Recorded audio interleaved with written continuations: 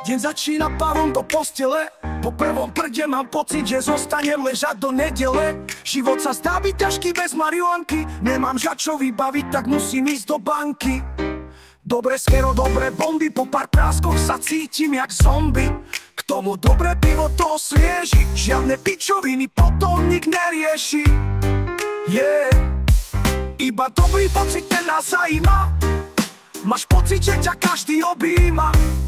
Zhulený na šrot je lepšie jak chlast. V tom si každý nájde tú svoju slast.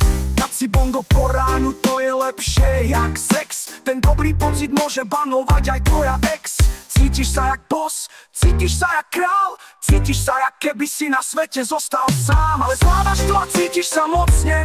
Vôbec neriešiš, koľko na to mineš ročne. O kolečko menej není žiadny handicap. Pokiaľ si myslíš opak, tak pičoviny netreb. Žijeme prvú ligu a je nám dobre. Niekto nemá na kýbel, tak potom žobre. Ale stanú sa aj horšie veci. Potom nezostáva nič iné ako dať si pol deci. Vyrovnať sa a dať sa do pohody. Zahodiť za hlavu všetky nezhody. Týmto končím a všetkých pozdravujem. Že som piči, vám všetkým oznamujem.